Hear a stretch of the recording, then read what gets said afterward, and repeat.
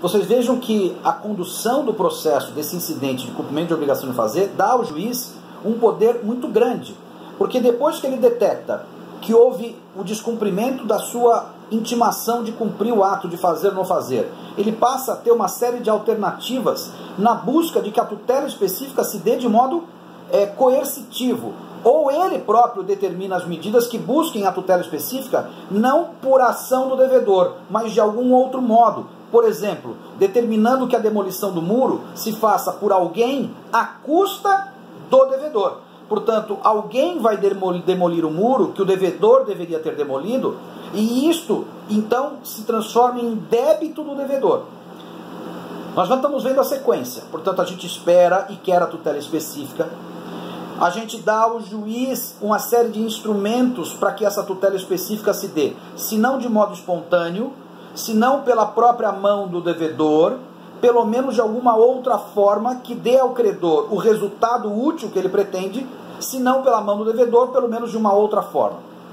Nasce aqui uma alternativa excelente para o magistrado, que está nesse capítulo do 536, que garante ao magistrado, já na própria sentença condenatória, mas também na fase de cumprimento, o estabelecimento de multas diárias por descumprimento. É muito comum nessas ações que impõem o dever de fazer ou não fazer, que o juiz estabeleça multa por não cumprir a sua determinação. Multas diárias, R$1.000 por dia, R$500 por dia. Portanto, é valioso ter o juiz nas suas mãos essa possibilidade de caminhar na busca da tutela específica. Vejam que a gente está determinando o que o devedor faça, esperando que ele faça.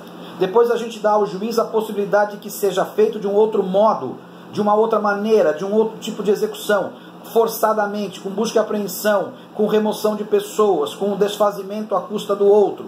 E estamos dando ao juiz a possibilidade de coagir o devedor, impondo-lhe uma multa diária, num certo limite que o juiz estabelecerá, para o caso de que se mantenha na mora, que se mantenha no inadimplemento. Mas vai chegar uma hora em que já nada mais é viável.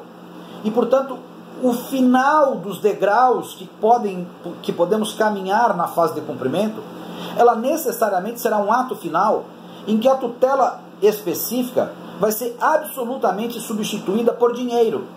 Portanto, toda tutela específica, ela vai terminar, eventualmente, na substituição daquilo que se deveria ter feito por perdas e danos. Portanto, as obrigações de fazer ou não fazer podem sempre se transformar numa obrigação de pagar. Pagar o quê? Pagar as perdas e danos, os prejuízos que o não fazer gerou, no caso da obrigação de fazer descumprida, e os prejuízos que o fazer gerou, nos casos da obrigação de não fazer.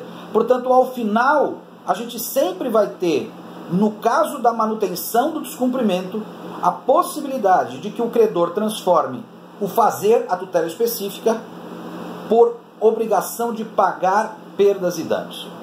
Do ponto de vista formal, o procedimento é muito simples. Portanto, o credor apresenta a petição requerendo qual é a conduta que a sentença determinou, o juiz determinará, portanto, o ato, impõe uma multa ao executado para que promova aquela execução, aguarda-se o cumprimento. Se não houver o descumprimento, o juiz promove ele próprio os atos executivos que estão lá no parágrafo 1º do 536, desfazimento, remoção, busca e apreensão, lacração. Portanto, ele toma essas providências.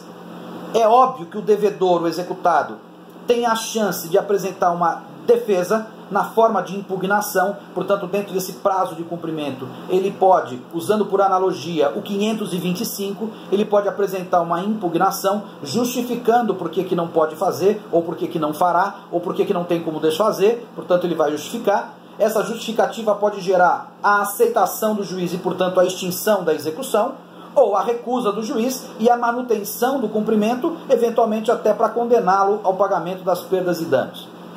Além disso, o executado pode ser condenado por litigância de má-fé, portanto, além da multa pelos dias de descumprimento, além das perdas e danos, se eventualmente não for possível mais fazer, ele também pode ser condenado ao pagamento de uma multa por litigância de má-fé e ainda uma multa por ato atentatório à dignidade da justiça, além eventualmente de um processo criminal por descumprimento. Tá bom? A gente tira dúvidas em aula. Um abraço.